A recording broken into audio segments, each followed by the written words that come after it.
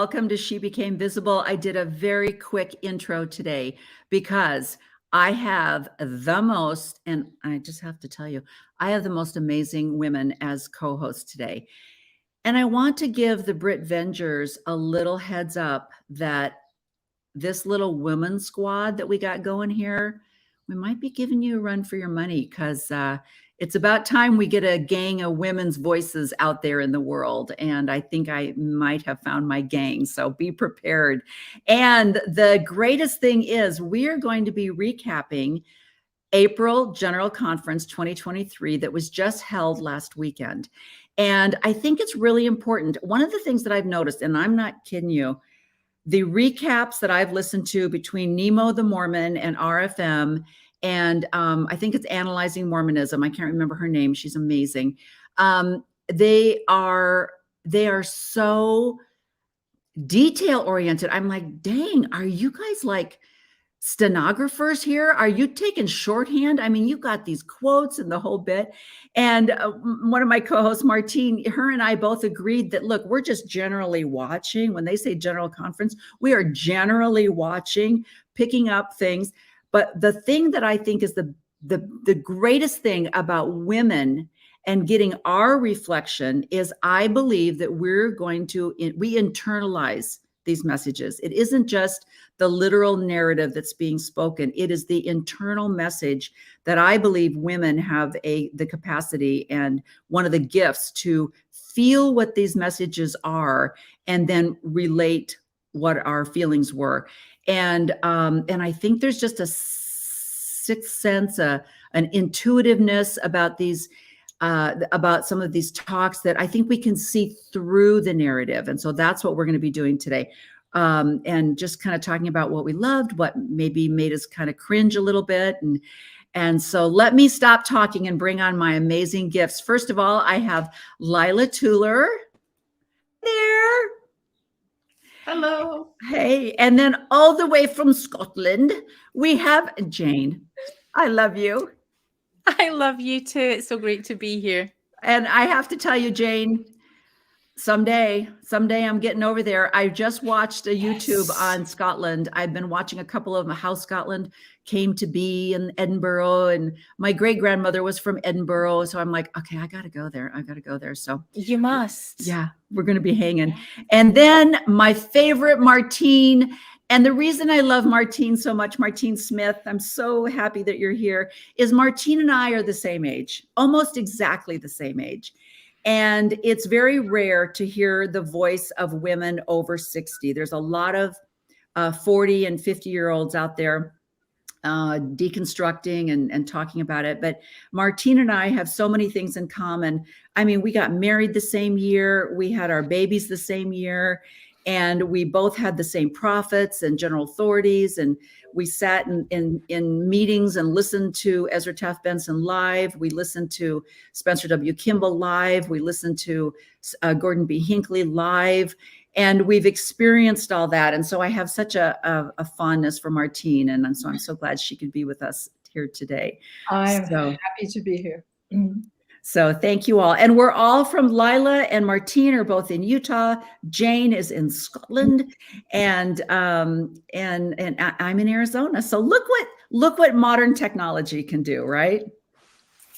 So first of all, ladies, I don't think it would be fair for me not to introduce you by your appropriate name. So Sister Lila, what's your middle initial?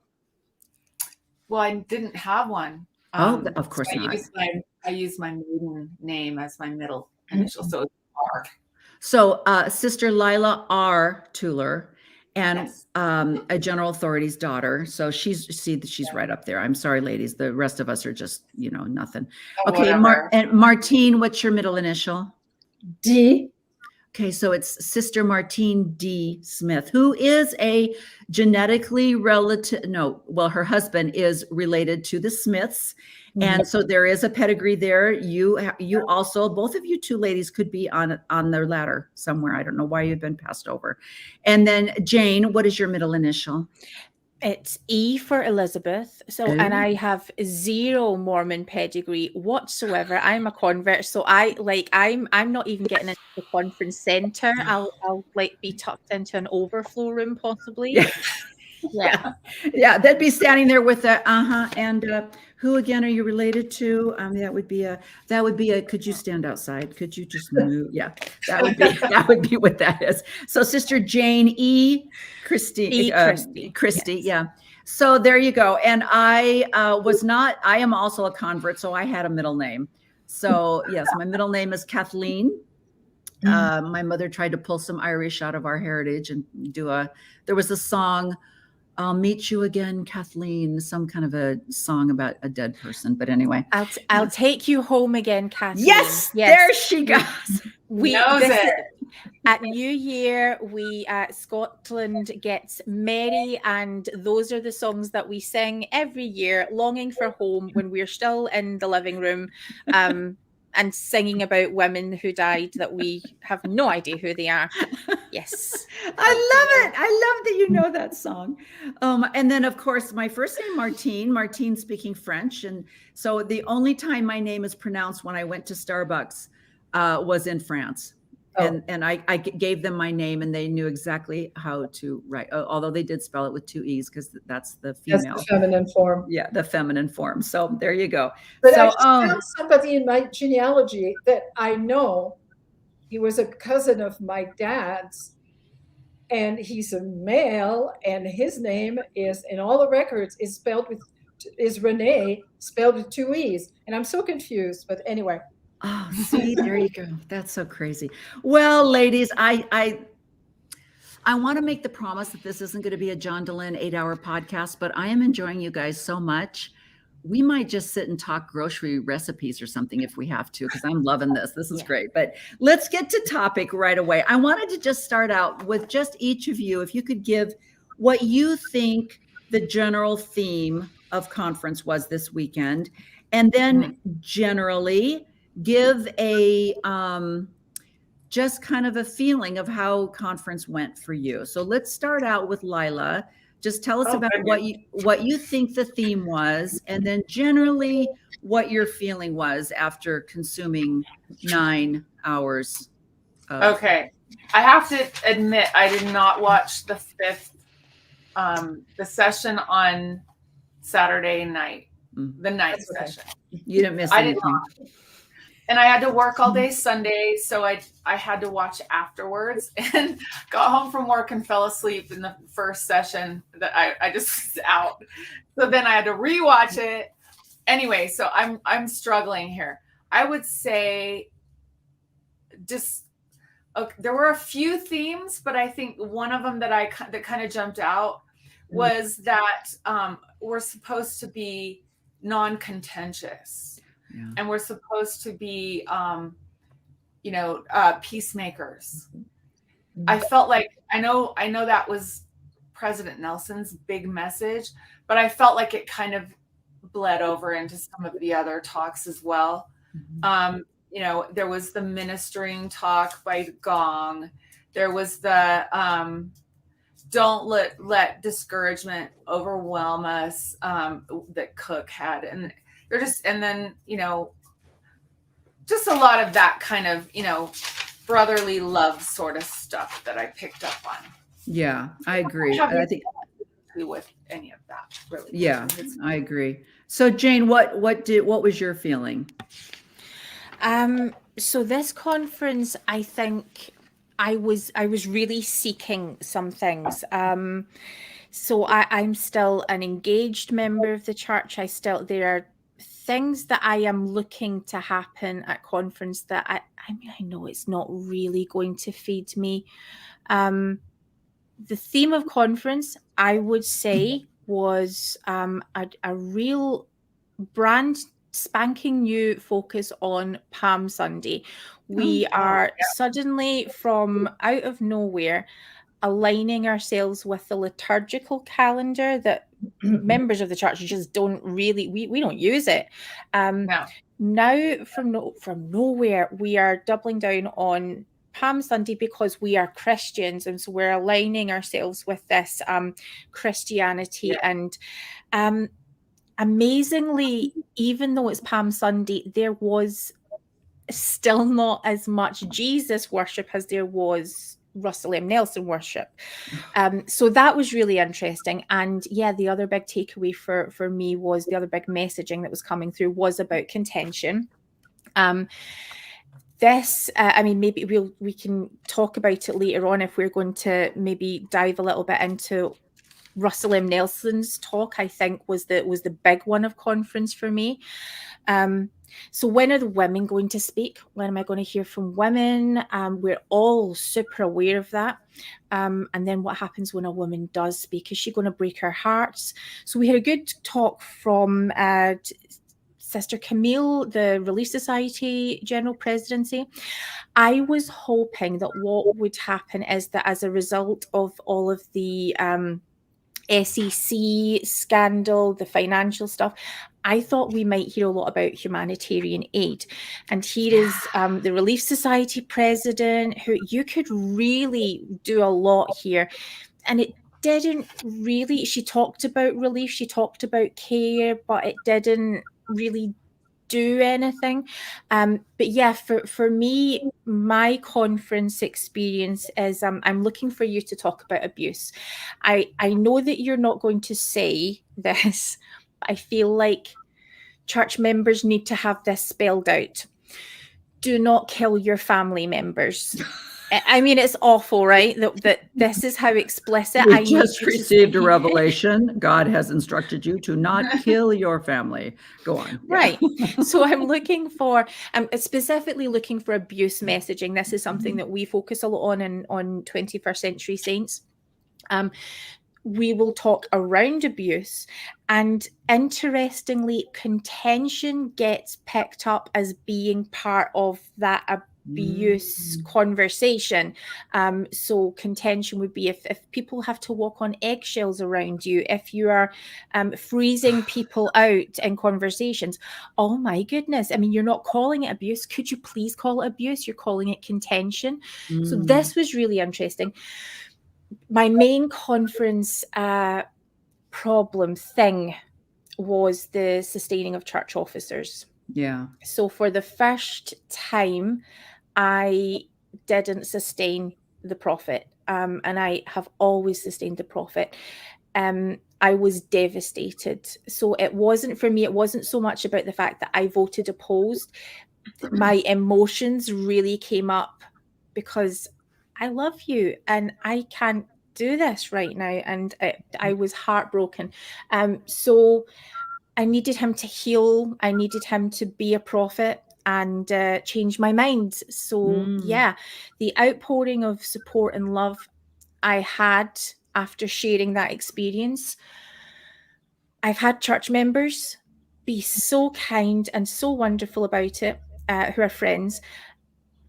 But the ex-Mormon community, specifically the post-Mormon community, have just reached out in love because they get it. They know how hard it is. It has been incredible. So that was my big conference, was a very emotional journey for me. Oh, that's interesting. So if I'm understanding what you're saying is the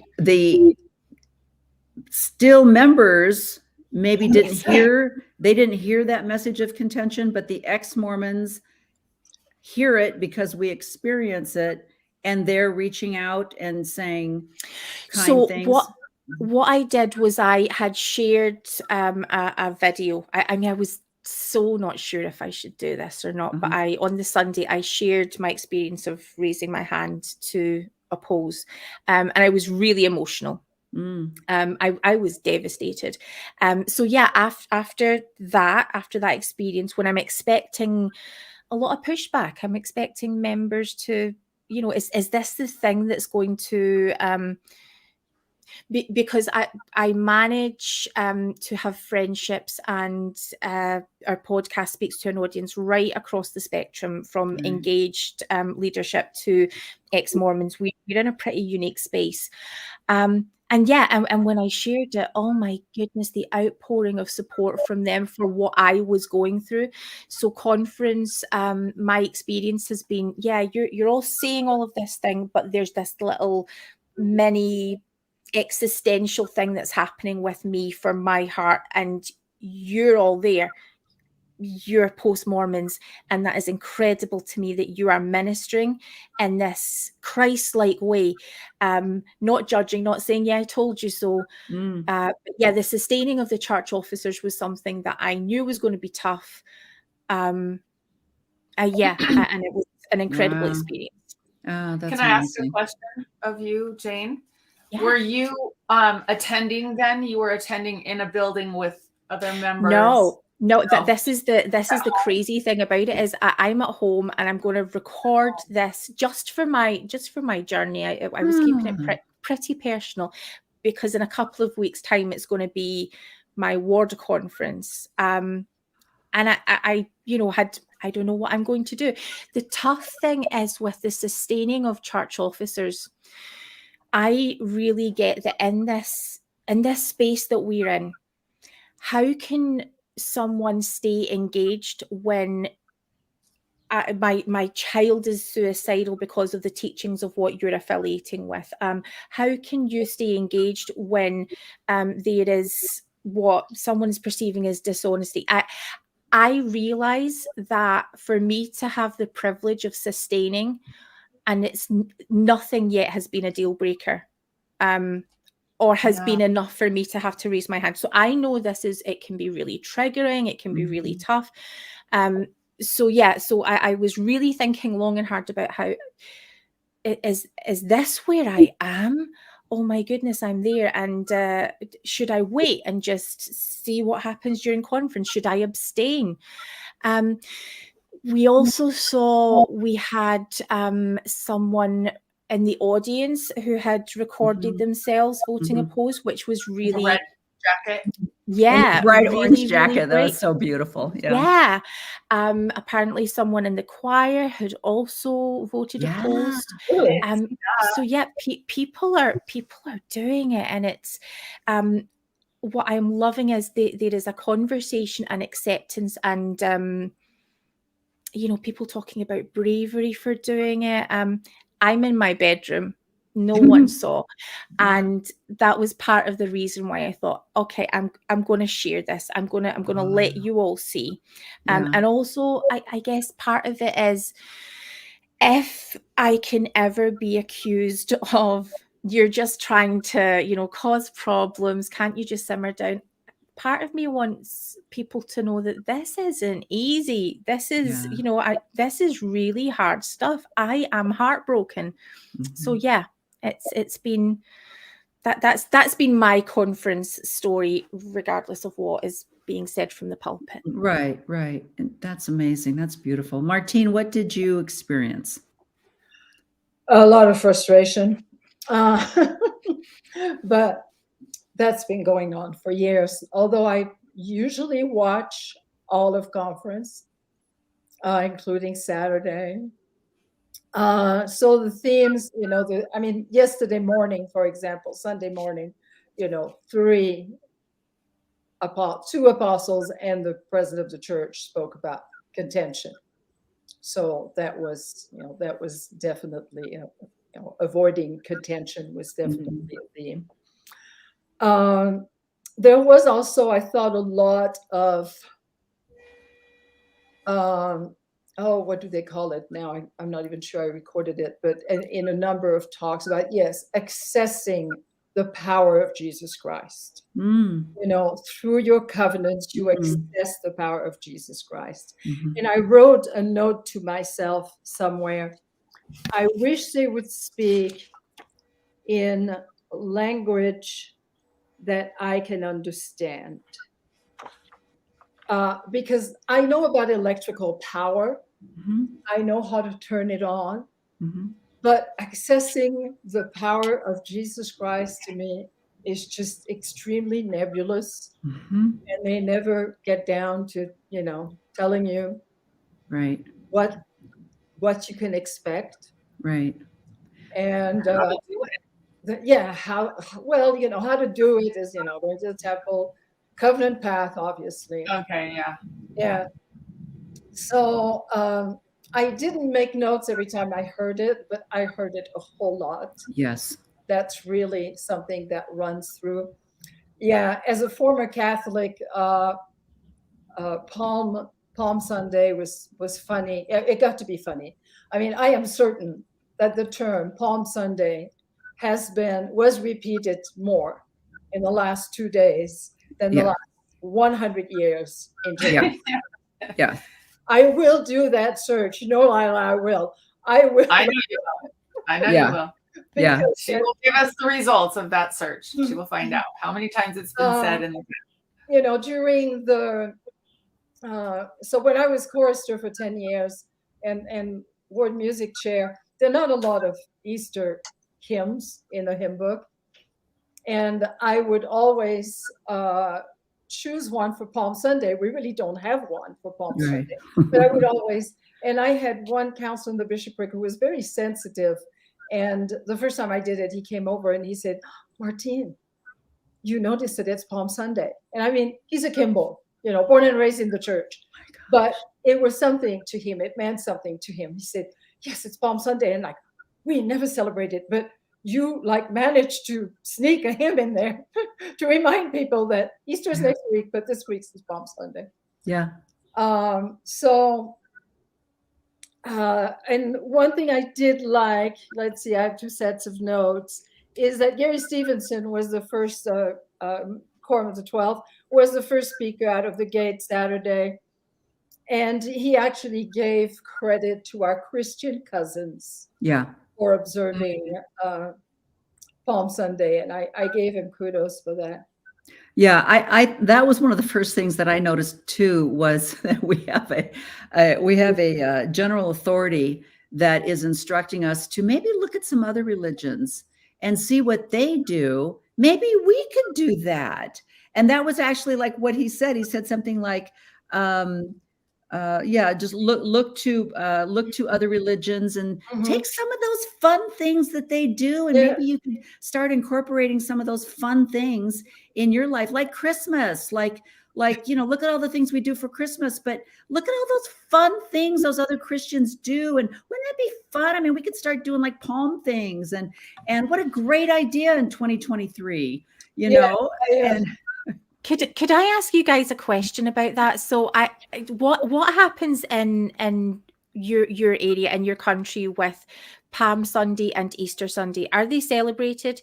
Because here culturally, the schools all do things. There are holidays for it. People would tend to have, I mean, it's not in the scale of Christmas, but would tend to have an Easter meal together. Is it not celebrated really there? Okay. Not secularly. I mean, Easter would be Easter bunnies and because you have to separate church and state. But even the world, I mean, you're not going to go into Hobby Lobby and find palms, to take home. You're going to find Easter bunny stuff or resurrection, especially in Hobby Lobby. You're going to find Christian crosses and stuff like that. But no, I don't, unless you're Catholic or some of the other more fundamental religions, I don't think secularly you're going to see any kind of Palm Sunday. But in that, maybe part of the country too, Jane, I want maybe in the Bible Belt, would you find more of, you were down in New Orleans, I don't know if there was more. I was just in Richmond. I was just in Virginia a couple of weeks ago, and it just because our son lives there. But every time I go, I'm just amazed at the number of churches. How close together they are, just various denominations.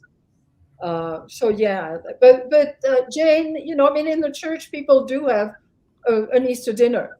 I mean, you go get a ham, right? Yeah, well, traditional. for Easter, Yeah. but nothing for Passover, Not for you know, fall. or any Yeah. of that. Yeah. Well, it's definitely more it's celebrated in a secular way here. So the restaurants are full on a Sunday, or people are having a meal together. It would be maybe chicken or lamb, but also, I mean, I tell me if this is true. You guys don't have chocolate Easter eggs, is that? Oh no, We we have do. chocolate Easter eggs. Oh, you do? Okay. So that, because I've been hearing it was more of a bunny thing rather than the egg thing. So I mean, all of the kids are taught in schools what the symbolism around that is, and yeah. So I was In kind the of a little bit like, schools. Yeah, I don't think do they you teach that in the not? schools. Is that not a Mhm. thing? So yeah, okay, that Um, makes sense to me now. Interesting. I No. would say in the schools they definitely do the egg thing, the bunny thing. They have art, projects. I'm talking about elementary school mainly. But yeah, it's very celebrated here, not Palm. I've never seen anything even spoken about, or nothing like you said. There's no palms anywhere in the stores. Nothing said about it really. Definitely Easter, but it's not always why we have Easter. It's more Right. like, Yeah. just a But fun. yeah, but other churches do. In fact, yes, I have a friend that's doing a fellowship in Washington D.C. right now, and she was at the National Cathedral yesterday. She's a former Mormon. She was there for Palm Sunday. So, See, I'm next year yeah, she was when definitely here too. conference and everything else doesn't fall on Palm Sunday, I want to go to another. There's a lot of churches Yeah. around us too. I want to go and see what they do for Palm Sunday, because really the whole leading up to the crucifixion, probably, I mean, I know that the actual crucifixion is the atonement, and what the LDS Church relishes more than the actual Passover, the palm part where Jesus is going into Jerusalem. But really, isn't that that's such a more, I mean, the whole days of going into Jerusalem and eating the Last Supper and praying in the garden and all of that stuff leading up to the death. But there's a lot of stuff before the death. And by the way, we can historically record all of the Passover things. We can't record the resurrection, because that's just faith-based. Nobody can prove that there was an atonement or a resurrection, Actually, what you're saying, I think, is one of the takeaways that I had about how they were talking about Palm Sunday. There seemed to be not a huge amount of difference between how they would talk about Easter Sunday compared to Palm Sunday. What was the uniqueness about that?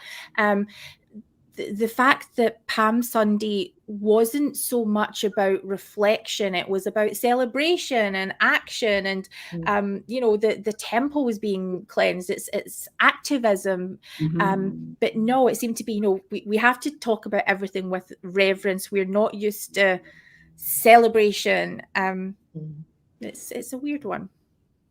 Well, it is. I mean, everybody says that. All of the holidays, Christmas, Easter, all of those things in the Mormon Church is just so played down and so boring. And I have so many friends, even years ago, hundreds of years ago, I would have friends that would go to a different church, because they would have they'd be bringing off camels and live stuff to celebrate, and they'd have dancing and all this celebration in this, this evangelical church down the street. My girlfriend was a dancer, so she was asked to come in and dance and be a part of it. And I was just like, and then we go there and they, sing a song, talk about the crucifixion, everybody goes home. In fact, that was one of the things I loved about Elder Stevenson's talk, was he said that there would only be an hour.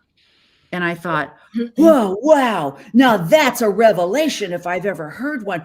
Church is only going to be an hour on Easter Sunday. So you can...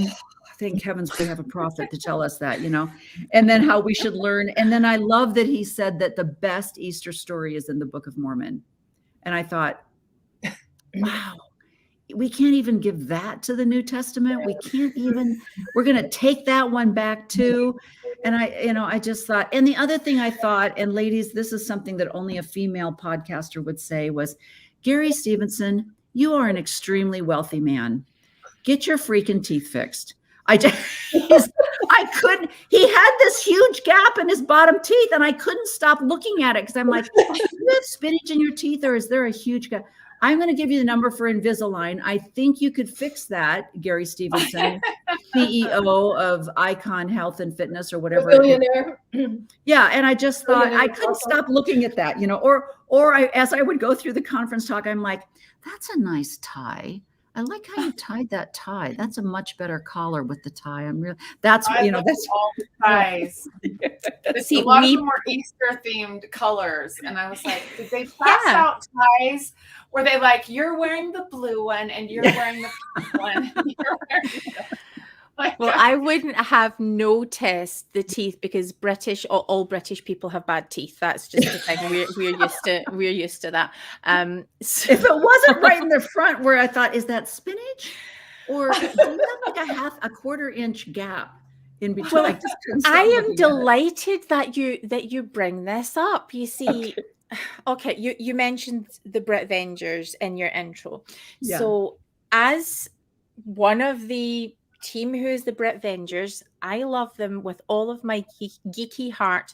But as women, those moments that we had when Wonder Woman was released and we got to see Themyscira and we got to see this island and these empowered, strong women. And I am having one of the most sacred experiences of my life because I'm thinking, is this what it looked like? Is this what Yeah. it was like before? Is this what it could look like? Yeah. Oh, I mean, that is empowering. So to come together as women to talk about, normally we hear how women are appearing be criticized or how their voices sound be criticized. Yeah. They are on the stand to be objectified. And so we saw that in Elder Gong's talk, which was one of my most infuriating moments. No kidding. Not just what he said. So he's giving this experience that he's heard. Please tell me it wasn't him. Who knows? Where a young man on a beach is commenting to a young woman that she is far too attractive. You're so attractive. Why are you wearing such a modest bathing suit? Now, all of the men and the Brit Vengers were outraged that this would never happen. This must be a fake story. The number of women who were sort of saying women would never stand for being spoken to like that. Oh my goodness, women have been spoken to that for our whole lives. That's just how people speak to women, and women tend to. Yeah. So I needed to have this moment with you guys to tell me I'm not losing my mind in this. That is a completely normal. Not normal, but it's a normalized thing to have happened, right? Yeah. Yeah. Well, Talking I to mean, me. objectify, whatever. I'm looking at, Uchtdorf, and I'm like, I'm getting out my phone. I'm like, how old is Dieter Uchtdorf? I'm like, holy crap, he's 82 years old. My husband's watching it in the other room. I'm watching it in the bedroom. I'm like, do you know that man is 80? He is really good looking for an 82-year-old. Smoking I was hot. totally objectifying him. I'm like, dang, man, talk about silver Yes. fox. It's like, woo, So I was totally I didn't think that about any of the other ones, but well, and that kind of gives us on to okay, I could be wrong, but were there only 2 women? Was it just Sister Jameson and Sister Corden? Was that it? 9 hours. There's no primary women there. Last October, Really? there was a woman speaker in 4 out of the 5. And the Wow. way they did it, like there was one Saturday morning, Saturday afternoon, Saturday evening, Sunday morning. So you had this pattern where I totally expected a woman to speak on Sunday afternoon last October. Yeah. And no. And I really felt, I wrote somebody this morning, I really felt like it was, oh, don't you take anything for granted. We're still in charge. Don't you think that because you've had 4 so far, we're actually going to have 1 each session? No, no, no, no, no. The Lord is in charge. And of course, the Lord in 2023, the Lord of the Bible in 2023 would make sure there are women speakers. Yeah. Joanna, Susanna, Deborah, Mary. There would have been at least 4. Yeah. So the 2, I just feel like they're playing games with us. Yeah. Yes. You know, just whet your appetite, see we're doing better, and then Yeah. pull the rug the next time. And Bonnie is leaving, so they had to make her They had to talk. give her- yeah. So that was her exit talk, which I thought was, you know, I wrote down that she, first of all, I wrote down that she has 4 children and that she was a working mother. That was actually in her bio on the church website. She was a working mother. I thought, Ezra Taft Benson's rolling in his grave right there. First of all, you only have 4 children. And I think it said after her 3rd child, she quit working and then she went back to work after. And she, you guys, how did they phrase it? She balanced her priorities. That's how she was able to be a working mother. And I was like, well, that's not the message I got. There was no balancing, you know, that we were allowed to do. So isn't that funny how God changed that policy right there? Balanced. Yeah. But I did in fairness, I did say I was very, very pleased to see that the large flower and the black burqa with the colorful jacket and the large flower, that has gone away now. And their outfit has been, you know, a little bit more modernized. They don't all look like they're coming from, you know, The Handmaid's Tale. So I was pleased with that. But I also was a little concerned that Bonnie Cordon, General Authority, or General Relief Society, working bachelor's degree, did not know what ALS was. So her father called and said, I have ALS, and she had to look up what that was. I'm like, really? Mhm. I'm concerned about that. Although after listening to RFM and Bill Reel talk about the death of her grandson, I'm not really. Yeah. Mm-hmm. I shouldn't have been surprised that she didn't know what ALS was. I think Well, and we, then I there was- think So go ahead, Jane. I think the whole nuanced Mormon world was looking at her approaching the stand thinking, oh, what's Yeah. gonna happen? Are we going like so and her story when she's talking about her dad calling, I'm thinking, oh, are we going to have another death? Yeah. And what was heartbreaking to me about it is, so I couldn't concentrate on what she was saying because all of this was the baggage. Yeah. But the last thing, the abiding memory of her father is testify of Christ. Mm-hmm. Not be a good person, not do good in the world. Use every moment to talk about Jesus. That it kind of broke my heart a little bit.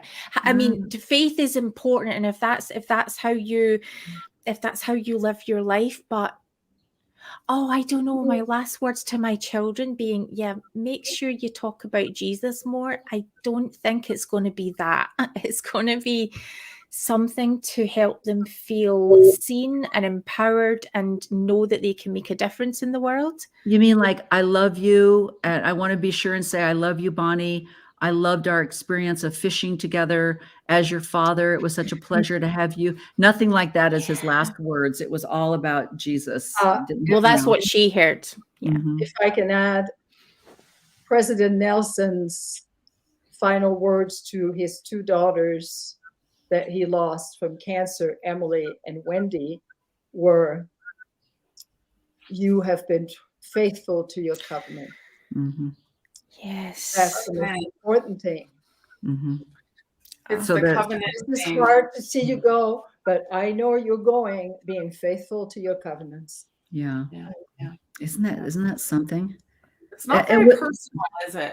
It's No. all about the church. It's not Mm-hmm. personal to the person and what their experience is. Just like when the woman died and they went to the temple that day. It's like, Mhm. how about talking about her? How about talking about her and how much we love her and what our experience was with our mom and our wife, and bringing your family in and chatting and crying together. Instead, they're going to the temple. That's Mhm. so weird. Which is, see, I think that's such a fascinating story that could have been done very well. So I'm going to maybe say if this had been in the hands of a woman speechwriter, There you go. it could have been an empowering story, because she wanted them to go to the temple. Those were her wishes. That's a hell of an expectation for your children and your husband. They are going to be grieving, and they are going to be grieving hard. And if the lesson that those children are learning went along the lines of, they have learned that the temple is where heaven meets earth, where the veil is at its thinnest, and I'm going to feel closest to my mother if I go and spend time there, and they feel somehow more connected or supported in the process of their grieving. Instead, we have someone with ALS who's already, I mean, that was his death note, right? He has ALS. We've jumped to the happily ever after because it's all about Jesus. Now we've seen a grieving family who, not the story of someone who's so paralyzed with grief that they can't get out of bed for a year. We've rushed them through mourning because we need to get to that happy ending, because we can't feel uncomfortable. We have to have it's all going to be okay because the temple and Jesus. And do you know what? It is not okay. That is an unfair thing that has happened, and those children are going to be grieving. So yeah, I would like to hear about the enabling power of the atonement in a healthier way, because none of that is healthy.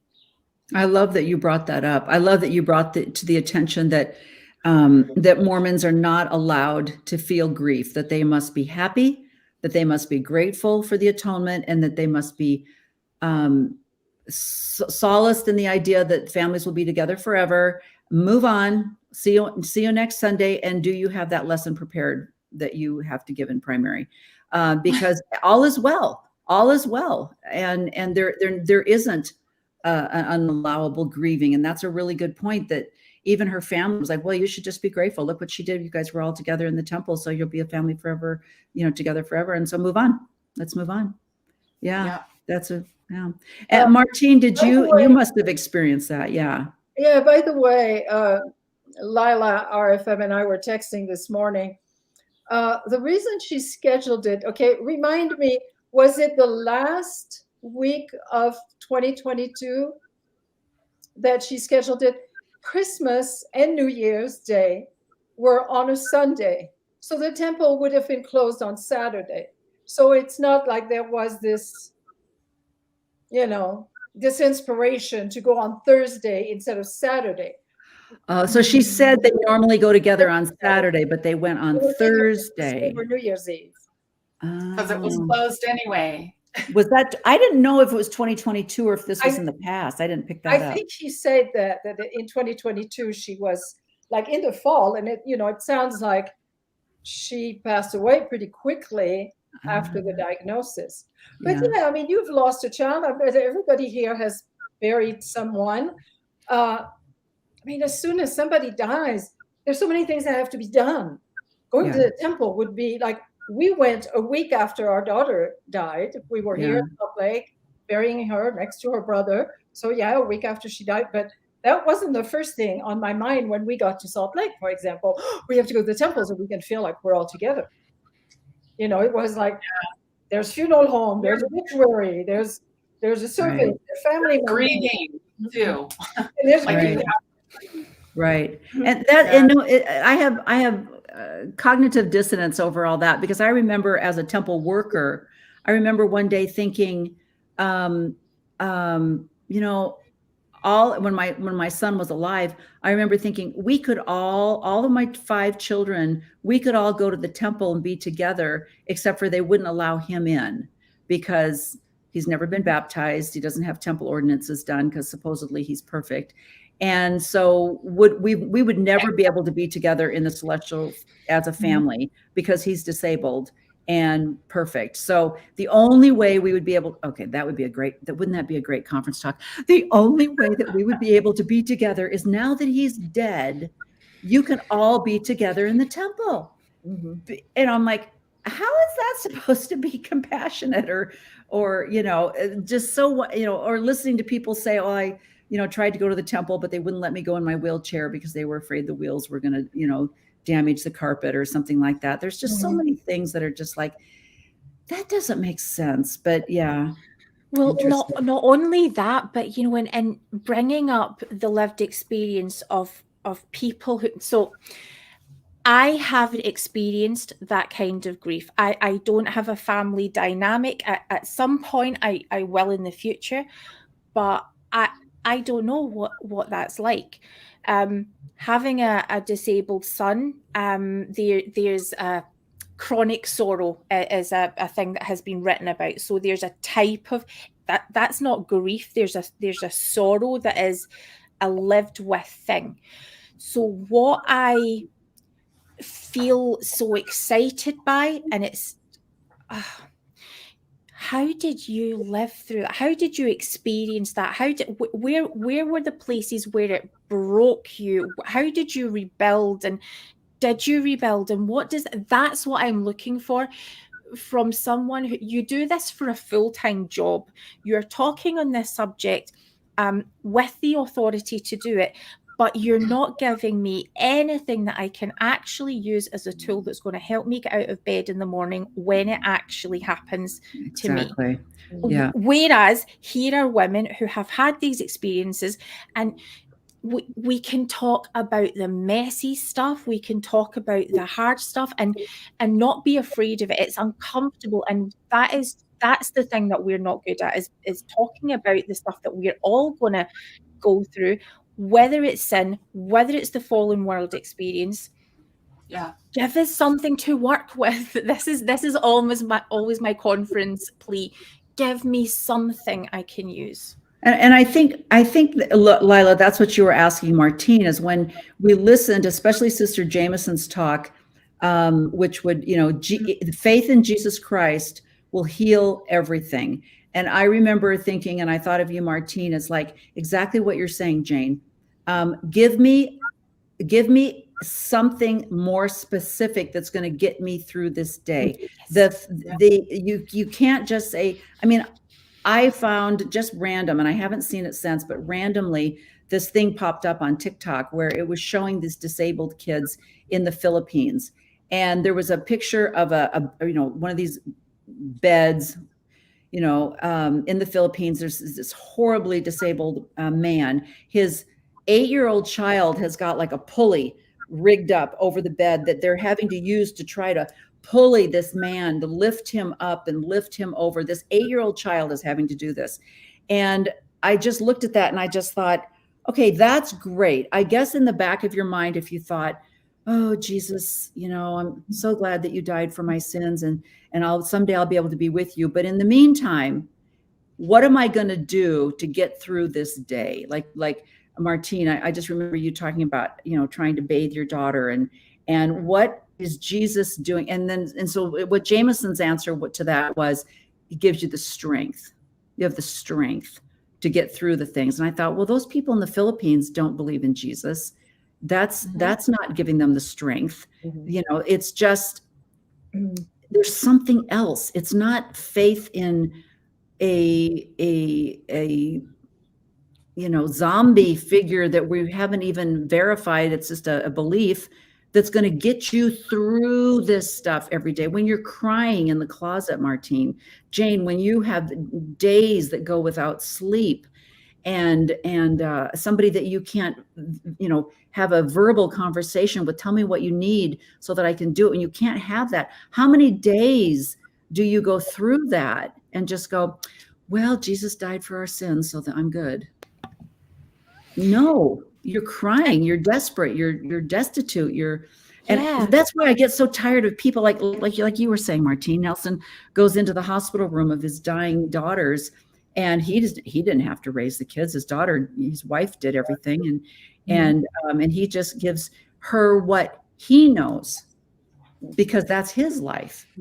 Look what Jesus, look at what your covenants, look what my priesthood has done for all of you. Bye.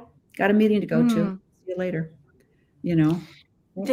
I don't know if you got to see. I recommend everyone go check out Carol Lynn Pearson's Facebook page, because she wrote a post, I believe it was last year, but she shared it again for this Palm Sunday, and she gives an Easter story, and it's fairly short, and there is this moment where a woman is experiencing the Gethsemane moment and the breaking moment, and she's conversing with Jesus as this happens, so that by the time they get to resurrection, it's because a death has happened and everything has changed.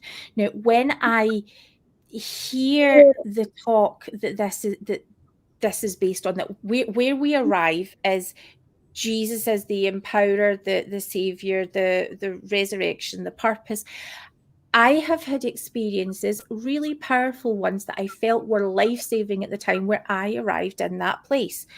And they are real and they are significant, but what I need is tell me about the death that happens, tell me about the torture, tell me about the pain, tell me about the betrayal, not as an academic exercise and this is what happened to Jesus.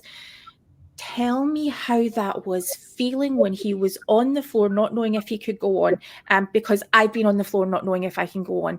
Can you come down and meet me in that space and talk about that? Because without that, I cannot meet you in the Jesus space. Mm-hmm. And that's because you do get it from a male perspective, which is everything is fine. He got up, he brushed himself off, went and met his disciples and said, "We're good. Here we go." And because that's the male perspective, that's not the falling on the ground, tears, I can't do this anymore feeling. But yeah, that's amazing. Well, and that was my frustration with Sister Jameson. Also, the frustration part I had was that she's a lawyer. And I just thought to myself, do you use that baby voice in court? Because I have a hard time thinking that you're a lawyer. If you're going in and going, "My dear jurors, I'm just so happy to be here with you today. I love you so much, jurors." I just thought, I can't believe you're a lawyer with that voice. And her tears, immediately there were tears. Yeah. 5 I have seconds to into say it. something about this. I have to, because I know, Jane, I know that you hate that people do this, but this is something that has bothered me since I was little. Since I was little, the women that I admired did not talk like that. Oh, Nobody yes. I knew talked like that, except the Relief Society president, maybe, or the primary. Like, it was like, this isn't real. Why are they doing this? Do they have to go to a special course? This is how you conference. Because it's not. It's just so, it's so mamby-pamby, sweet, dripping with syrup that I can't even listen to what they're saying. Mhm. Sister And Kyoko did not talk like that. No. Yeah. Yeah. It's the purpose of their message. I can't hear it. I cannot even begin to hear what they're saying because I turned it off already. Mm-hmm. When they came out with, "My dear brothers and sisters, I feel so off. I'm done. I can't hear the rest." Right? I want to hear, like you said, Jane, I want to hear somebody get down and dirty with me and say, "You know what? This sucks. And this was really hard." And there were times when I was cleaning up throw up every 10 minutes and I couldn't get through the first hour of the morning without having, difficult situations get thrown in my lap that I didn't know how I was going to handle them. This happened to me when my mother was dying. This happened to me when my father was dying. This happened to me when my husband was dying. Mm-hmm. I had to deal with cleaning up their poop. Right. Every morning, my mother shit the bed, okay? And I had to clean up her sheets and wipe her down, get her in the shower if she would let me. Yeah. And these were things that nobody ever told me that I might have to deal with in dealing with my aging parents or my husband who was dying of colon cancer. No one told me. Right. And I will say this, my boys and his brother, one of his brothers, probably both of them, probably all three of them, had moments with him where they were serving like that. And I wish that we could hear those kinds of stories. Right. And also hear this. This is another thing that bothers me. So Bonnie Courtney's dad had ALS. I'm sure he had blessings, priesthood blessings out the yin yang. He probably had them from everybody that he could get blessings from. But we never talk about that. We never talk about, you know, all the blessings of healing that my husband, he was my ex by then, but Yeah. I was married to him for 33 years. Okay. All of the blessings he got were that he would be healed. There wasn't one that said, you know, God's will be done. It was all, you're going to be healed. You're going to live and remarry, and you're going to find your eternal companion, and you're going to go on and see your grandchildren get married. That's what they told him. Yeah. And none of that came to pass. And I remember thinking, what's the priesthood for? What? And all my kids fasting, and all of us fasting.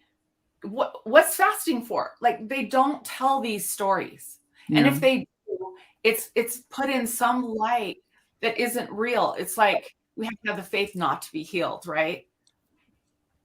I'm sorry. That's a tough one. Yeah. And I love that you brought that up, Lila, because like you say, the cleaning up, cleaning adult diapers and cleaning up throw up. And, Britt Hartley brought this to the attention. I remember when I first heard this when I was laying in the hospital with my son, and she said, spirituality is seen through the words of men who don't recognize when you stay up all night, when you're bathing babies whose skin is falling off, when you're cleaning up throw up. And Jane, you're dealing with diarrhea and poop and feeding making sure that there's enough food for people and all of this stuff. None of that is considered spirituality. And yet that is when you feel the closest if you have a belief in a God. The times that I bathed him, that the times that I, bent his little arms that, because he was so bent, and lifted him up and bathed him. And I knew that inside that bent body that was nonverbal, I'm serving you. I'm showing you what love is. I know what love is because I cleaned this up. And that's the spirituality. And there isn't one religion, Buddhism, Hinduism, any of the Abrahamic Islam and Judaism, there isn't one of them that recognizes the female part of spirituality.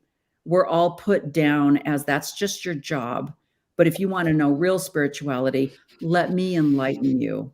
And that's exactly, Jane, what you're talking about. And she brought that up, and it was the answer that I needed to hear. Is the service that you do as women. When she talks about, Buddha or these men that go off to India and they take a retreat and they sit in lotus pose for 3 years and they learn how to meditate and they come back and we all go, oh, teach me, spiritual leader. In the meantime, he left his wife and his child. He abandoned his family to do that. And I remember when I first heard that going, wait a minute, I don't know. Besides Jesus, I don't know any of these men, Muhammad, that didn't abandon their families or they're even Joseph Smith. I'm completely going to abandon my responsibility as a breadwinner and provide for my family. I'm just going to leave all of you and I'm going to go do my thing as prophet. By the way, build her a house. By the way, provide me with food. By the way, I'm going to need your money for transportation. And I see the same thing going on now. All of these. Where is Sister Nelson? I said, she's sitting over there in the dark shadows over there. Like, Russell, give me one conference talk that is nothing but what your wife did for you. Tell me about her as a mother raising your 9 or 10 children. Tell me about her. That one's on. I would ask, because I'm always asking for a little bit more. There's always something I need that's a little bit extra than even if we got something that alluded to that. This is more enriching than the conference experience because it's real, because I know that you get what that is like. So we're unmasking, we're unlayering,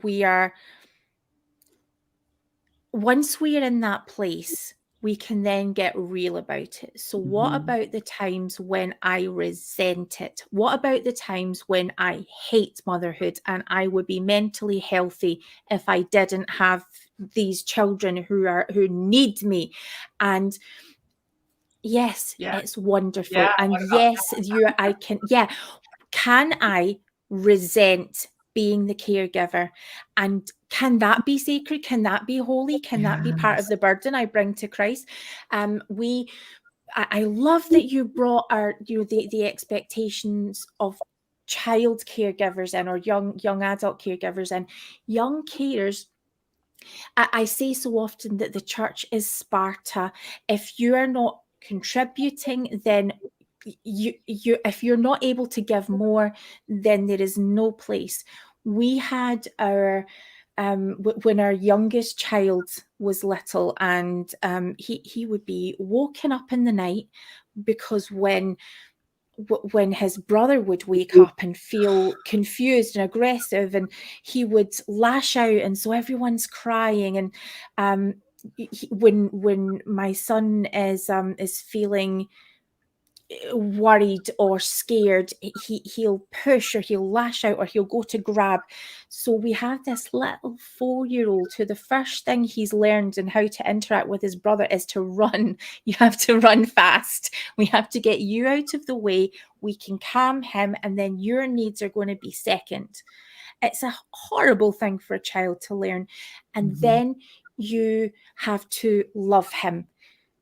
And when you go to church, you're being taught, what more can you do in your family? Yeah. What more could you give? How could you help your mum and dad more? How else could you show love when they are giving everything? It is a terrible burden, and it's the same burden that we are carrying. What more can we do? What if could my holiness look like? Can I just be me? Can I not be the wife, the mother? Can I just be me and not have any of this? So while relief and care and humanitarian aid, oh my goodness, they are healing and they are wonderful and exciting, could I have a self again? Exactly. You know, Exactly.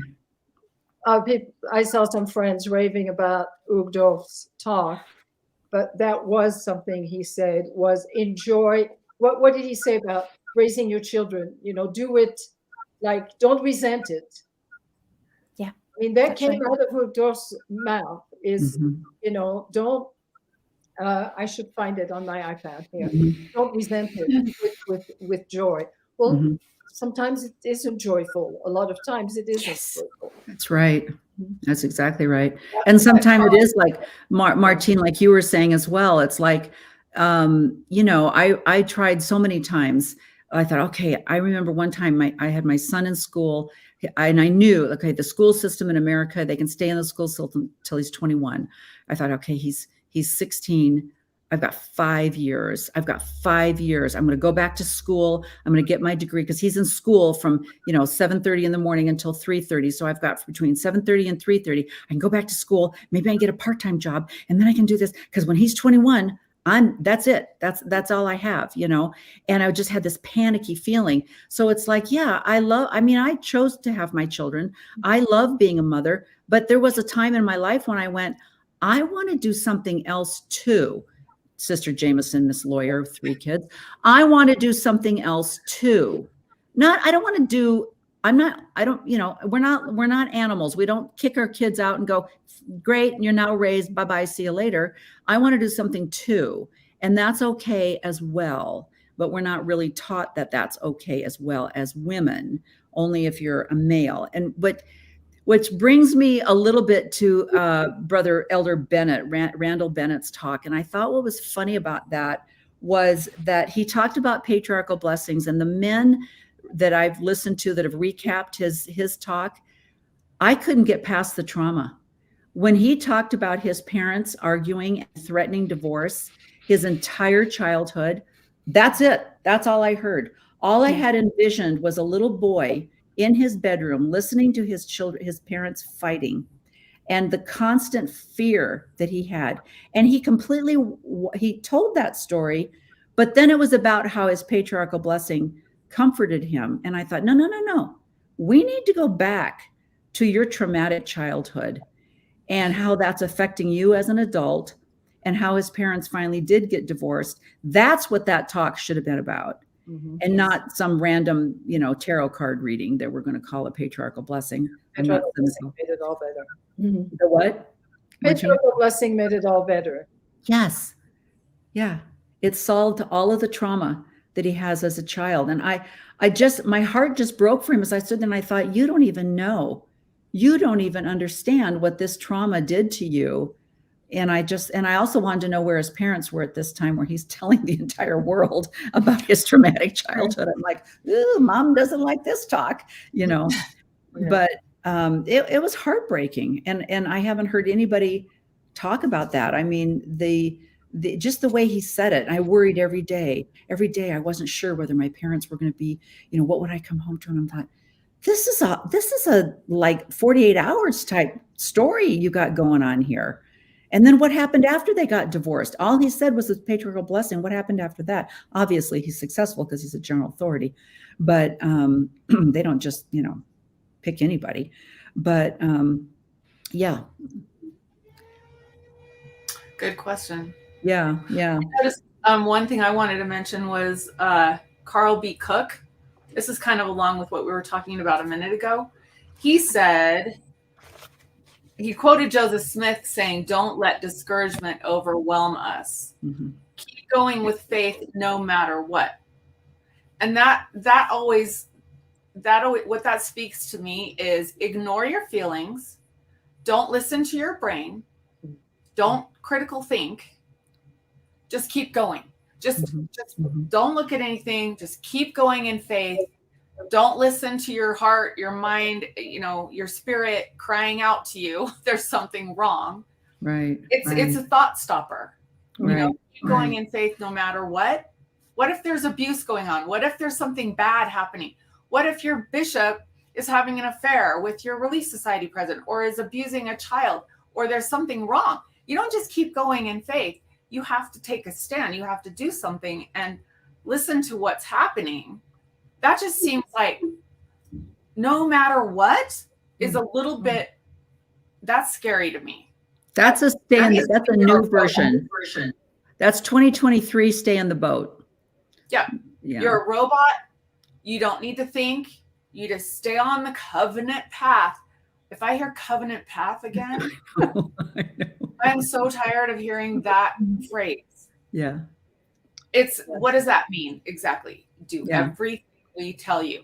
Go to the temple, take your covenants, and then stay on that path. Never deviate. Don't think, just do what we tell you.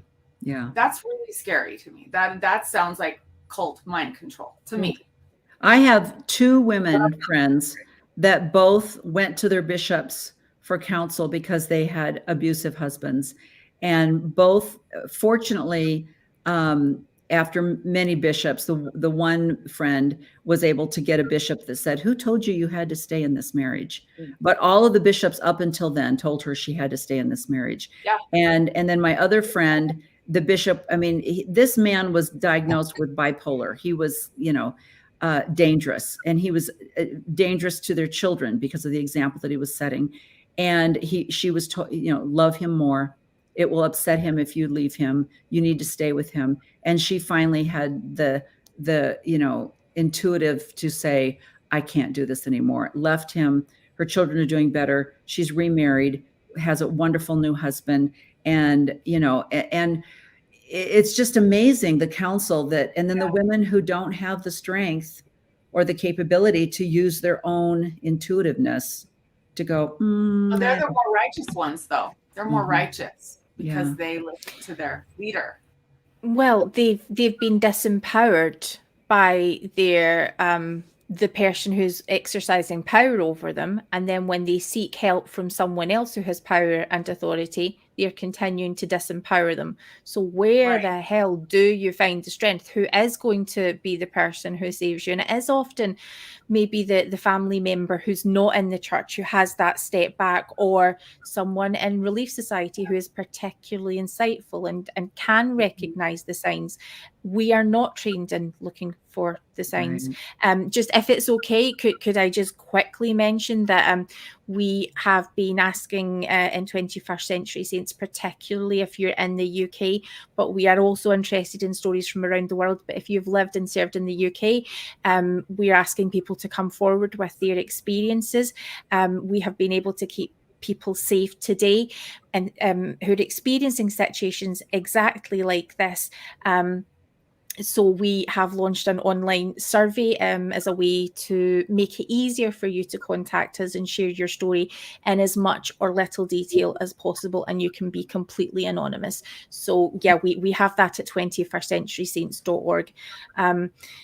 That issue about bringing abuse into it, I think, is where conference needed to talk about this year. Well, it's from exactly what you said, Jane. If you have like those two talks, Lila's talking about if you're discouraged, if you're sad, if things aren't going your way, just stay in the boat. And then yours, where you're talking about is contention. You can see where if there is abuse in the family, then a woman is going to internalize that as, this is my fault. I'm being contentious. I'm letting Satan into my heart. I need to listen to my leaders, and I'm going to stay in this abusive situation because I can love this man through this, which is the whole setup for abuse, is thinking that you can change another person. But well, the really scary thing for me, I think, and if it's okay, just because we're talking about this, as President Nelson is talking about the subject of contention, someone who is an abuser is, generally speaking, when it's insidious, they are the most holy, the most righteous. They know how the rest of the world just doesn't understand the gospel, and they know the language to be used, and they really believe that they are. It really interests me that the series that everyone's been watching right now, where in the end of the world apocalypse, when everything is going so traumatically, and zombies are chasing you and all of these terrible things happen, the worst thing that happens, the breaking point for a girl was abuse, was assault, and the abuser just, I am so good, why can't you see this? That is what the dynamic looks like. So when an abuser is hearing, don't be contentious, they are hearing something that's empowering to them. When someone is reporting abuse, they're being contentious. You're making me feel uncomfortable. And that unfortunately is the story of how abuse keeps being perceived throughout the church. Now, I think that President Nelson's talk did a lot to flip that, but wasn't enough. It has to spell it out in a much more exact way. Otherwise, people just don't see it. If you don't have the ability to be able to recognize what it looks like, what are the patterns, we also have this. It becomes more dangerous in the church because we have this impression that safeguarding or child protection or the protection of the vulnerable actually happens, because we have this training video, right. which does nothing, which if anything, it's a cartoon. And it's by its nature is lightening the subject. If you're alone in a car with someone, just be careful because of how it might look. That's what's being taught. It's the national charities here in the United Kingdom have told us that it is one of the worst examples of child protection training that they have ever seen. But because members think that this is what looks like good training, all of our members can do this, they feel safe. And when you feel safe, Ah. you're just not looking for what the signs are. So we are disempowering our members. We are disempowering the people who are, actually victims. The best thing that we can do is to start talking about it. The second we started talking about abuse, people started telling their story. Yeah. Well, and then Martine, what was your impression of the contentious theme of the conference? Why did you, when you were watching it, why were you like, oh, I see why contention is the theme for this conference? Nelson's, well, I made a post on the Mormon Stories Facebook group yesterday because Nelson, several people are saying, and my own husband said it too, and maybe I even believe it, that it might be the best talk Nelson's ever given. If you look at it in a vacuum, yes. But if you look at what he said just 2 years ago, calling probably the four of us Lazy learners. disciples, and we can probably go back. I mean, you can look at what Ballard's called us, what Hollins has called us, not to mention the musket fire. Yeah, is it a turning page for President Nelson? I sort of doubt it. Well, it was almost comical because I thought, when did he turn into the happy little jolly, laughy, make a little joke guy? I mean, when they're showing the 1995 where he's insisting that we be called the Church of Jesus Christ of Latter-day Saints, he wasn't happy. He wasn't like joking. He wasn't throwing, oh, I bet you don't think this is about you guys, right? And I just thought, who is this man? Is this because he's 98, or is this his acting of how not to show contention? And I thought the other thing, well, I think you need to talk to that COVID apostle about contention with this taffy pulling. I'm not going to stand for you people that, leave the church. There's a lot of contention in Holland's talks. How dare you leave the church that I have given my life to? Yeah. I think, to me, a lot of the contentious talk has to do, it's very US centric, because COVID really divided us. Trump divided us, still divides us. When you're a member in the UK, when you're a member in Belgium, you don't know what the person next to you don't know what political party they are in, because there's so many. Well, in the UK, you're also it's pretty black and white too. But, if you look at other countries, politics doesn't enter church.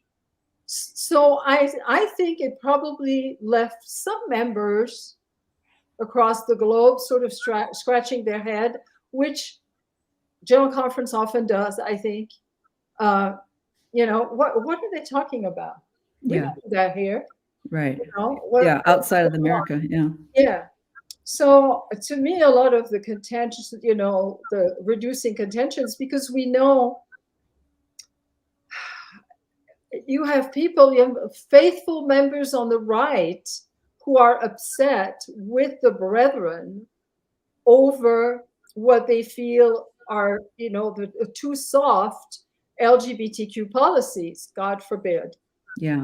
Mormon Land had an episode. So the Tribs podcast, Mormon Land, had an episode in December with Paul Merrow and Stuart Reed. Stuart Reed is a former state senator, but he also worked in the early 2000s for the church newsroom for public affairs, and his assignment had to do with Prop 8 and all of that. And he is extremely conservative in that regard. And and Paul Merrow was the head of the very conservative think tank here in Utah, Sutherland Institute.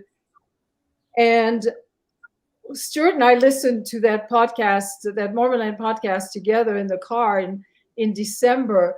And we kept hitting pause because we couldn't believe what these two men, who kept saying, I sustain President Nelson, I sustain the apostles, but I totally disagree with what they're doing right now with the LGBTQ community. This was about the the Marriage Act, not the Defense for Marriage, the new law that was passed. Mhm, You know, that they just were totally opposed to it and opposed to the church mhm. coming out and supporting it.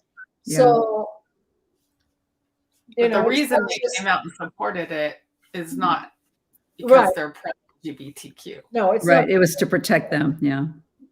Yes. Well, and I kept thinking it was so funny because I was trying to find it. I couldn't find it, but there was an article. I follow the Salt Lake Tribune, and there was an article in the Tribune.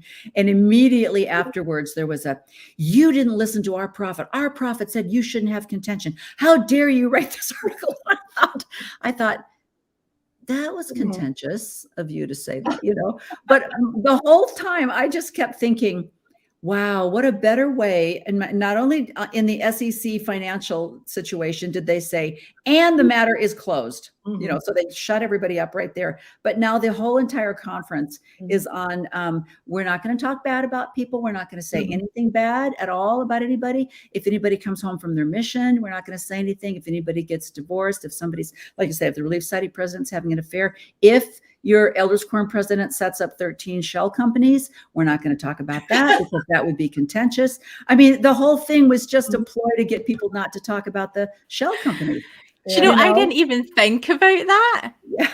That is I the think that's first moment. Oh wow, yes. Yeah. RFM think totally saw it that way. Mhm. Yeah, that's all I could think about was like, oh yeah, we're just the audit. We're just following what we've told everyone to stay out of debt, have put a little bit of money away. And I thought that is brilliant advice. I am going out today and asking all of my neighbors to donate 10% of their income. I'm going to set it up in a shell company in offshore, and that will be my backup fund. Mhm. For my retirement. I love that idea. Definitely from God. I just thought, can we just address the issues and say, we talked about it. We thought it would probably be okay. We're sorry.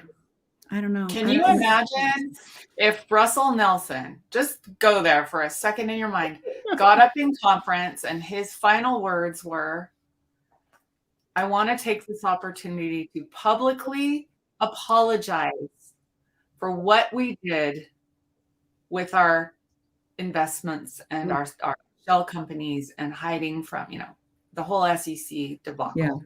Yeah. We should not have, that was a mistake. And we make mistakes too. And we are sorry. And we are repenting. And that will not happen again. And please do not follow our example of what to do with your money because we did the wrong thing. Yeah. If he would 99% of the church membership has no idea this took place, and there's no reason for them he wants to to keep light it on it. Seriously. I know. And if they find out, don't be contentious and call us out on it. Yeah. Just And I keep could going sustain in him faith no again matter if he what. did that. Yeah. That's someone that I could sustain. That is the church that I am looking for. Exactly. But when you talk about so sad.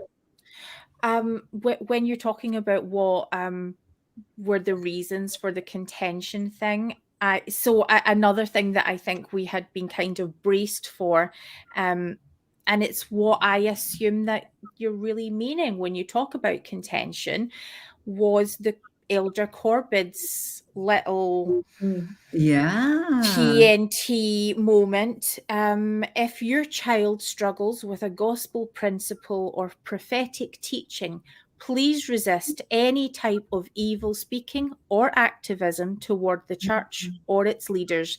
These approaches are beneath you and can be lethal to your child's faithfulness. He could have ended by saying, screw you, mama dragons. People have demonstrated again and again, if you ask us to choose between our child's pain and the church, they are going to choose their child. Now, not exclusively. Unfortunately, it is a huge problem. But when it comes to good parenting, you stand with your child, and to bring the church and your testimony or contention into it is unacceptable. we are placing ourselves above you people who do that. Oh my goodness. Yeah, that was one of those ping pong moments, right? Because Martine, didn't you quote Elder Uchtdorf was like, was it he who said, we've heard that people have basically shunned their children or shunned members of their family. That breaks our hearts that you would do that. That was one comment, and then the next talk was, you're the parents, you're responsible for their behavior. If things aren't going well in your home, you might want to look at how you're parenting. And I remember going, okay, that was one of those ping pong moments where first it was like love, and then the next thing was like, you're not setting the example, so it was like, okay. But yeah, it's one of those things where you're like, I know you claim that you don't coordinate your talks. I know you claim that you don't know what the other person's speaking, but maybe we should get together. Maybe we should all get together and say, oh, I'm going to talk about how if your kids go astray, it's your fault. Oh, no, you can't say that because I was going to say that we have free agency. And, oh, okay, well, I'll have to change my talk. Maybe it'd be better instead of going, what? Yeah. We had our youngest child, the kid who's now our youngest, came to live with us during COVID, and they're now a forever child. We get to keep them forever. And they came to live with us because, it's like achievement unlocked. I got a bonus kid. So they came to live with us because they weren't safe in their home. They are a transgender kid and they are perfect. And they come to church along with me. What we had to do whenever they first came to live with us is we had this moment of sitting down with the For Strength of Youth book. And I took them through the For Strength of Youth book to point out that here is what you may hear in church. This is not how we believe things in our family. You may hear these messages and they are harmful and they are not okay. We had to do that to make sure that they were safe at church. And that is not a sign of being unfaithful. That's how to strengthen someone's understanding of the church. That you, please excuse my attention-seeking husky. Yeah. It's not about pitting me against leaders, against if you are sending messaging that is harmful, then I am going to stand with my child. Yeah. Isn't that, and like you said, in God's only true church on the earth, that's sad that you have to go through a screening process before everybody leaves and goes and sits in the chapel. Now, today you might hear this, and this. Ignore that. We don't believe that. See you next Sunday. So, may I ask you, we can't hear you, Jane.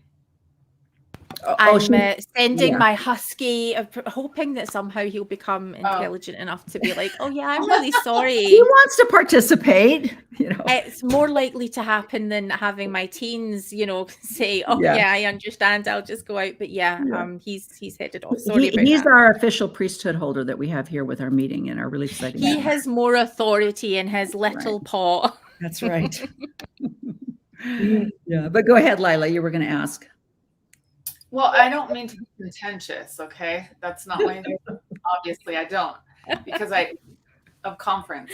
But why, okay, now that you have a transgender in your home, what would be the benefit of taking them to a church that you have to do all these disclaimers for? What's going to be the good? So I probably would have taken them. This is what the context of my life looks like, and I have nuanced beliefs. So I'm going to church tomorrow. Do you want to come? And they have a lot of unmet needs. They want to be with me. So they come to church. So you're going to hear this, and here is how we're going to handle it. If you hear it, you can stay with me. You don't have to go into these classes, and we will just continue to reinforce positive messaging when it comes up. And they have wanted to continue to be there. What happened that was super interesting is it turns out that there are, since they started attending, there are a couple of other transgender kids in this teeny ward. Like, so trans kids have now made up what 50% of the young women's program, I think, maybe at one point. So I think it did a lot. So I guess the part of me who's like, the church needs people like you, and you are so open and giving, and you all need to know that there are transgender people out there that you love, because at the moment it's all sort of theoretic, but most importantly for them, it's weird, but they've kind of chosen hanging around the edges of this space. I think if the missionaries showed any more interest in hanging out with them, oh yeah, I think they would be baptized in a heartbeat. But so I don't know how that would look. I don't know what barriers would then come up. But for the moment, yeah, I think it's probably been a story of feeling empowered to go into the world in spaces that are not looking like they're going to support you, and you're with someone where you're going to feel safe. And ultimately, you know that the teachings behind it are teachings that should help you to feel safe, that you are welcome, that you are loved, and that if you hear something that's, shows the opposite to that, it's not true. You can discard it.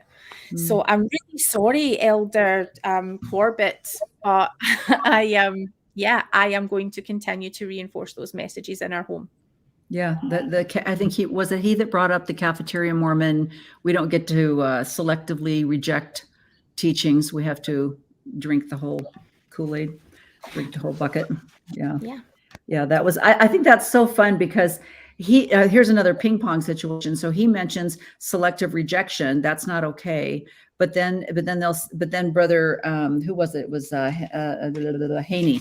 Brother Haney was like, those past prophets, they don't age well. They're not like a vintage car. You can just throw those comments away. We're not going to listen to those past guys anymore. We're only going to listen to the new prophet. But then you've got selective represent. I'm like, well, then aren't we selectively reflecting on the old prophet? And then like the next guy got up and quoted Spencer W. Kimball. And I'm like, isn't he a past prophet? Are we not supposed to quote from him? It was just like, oh, geez, people get your, let's get your. Yeah, it was. Yeah, definitely. Well, besides Schmutz or whatever his name was, talking about engraving plates with a stylist, I thought that was hilarious. That was a good one. Brother Renland, his talk was just, he just has a tone. He just has a tone. Even if his words, if you read the words of his talk, you'd probably go, whatever, okay. But it's the tone that he delivers that you're just like, I don't like you. I don't like what you're spilling out here. It's just, it doesn't give you a warm fuzzy. He's not a warm fuzzy at all. One thing he said, and I haven't had a chance to go back, but I did write it down at the time, is how important it is that we must clearly understand our covenants. Yes. And representing the Lord's name in vain, right? Wasn't that his thing? The thing is, even though the new version of the endowment lists the covenants up front, it doesn't explain them. No. Yeah. You're not understanding the covenants you're about to make. Yeah. And then the whole idea that those covenants that you're taking, that if you're not living them to the fullest, you mean like that one that says honest in all your dealings or that kind of thing, then how dare you even call yourself a follower of Christ if you're not living like Christ? And I'm just like, well, my husband, let me tell you the difference between those 15 men that were sustained and my husband. We walked into a music festival on Saturday night, and it was an open air festival, right? It was just at a park. And so we just walked down the hill and set up our chairs. And then when we were walking over to get at one of the food trucks, I noticed there was like a big sign that said entrance. And I said, were we supposed to come in through that way? Is there a fee to get in here? And he goes, oh, no. And I said, well, whatever. And he was like, no, I'm going to go over and ask, because if there's a fee, I'm going to pay it. That's an honest person that I would sustain. He doesn't have any shell companies. And so I just thought, not representing Jesus. Well, okay, Yeah, that was a toughie. Yeah. There's a lot So of hypocrisy in that. yeah, exactly. Yeah. So that was all that I had written down. Actually, the Saturday evening one was a killer. It was so boring. I couldn't even get through it. And actually Sunday afternoon, I think, I think my favorite talk was President Oaks's talk. And I told my husband, I said, honey, there you go. When you're asked to speak in sacrament next time, just open the Book of Mormon to Nephi or whatever, and just read the whole freaking chapter, say in the name of Jesus Christ, and you got a 10-minute talk right there. I was like, what's happening? He didn't say anything horrible about anybody. That's true. That's a There plus. you go.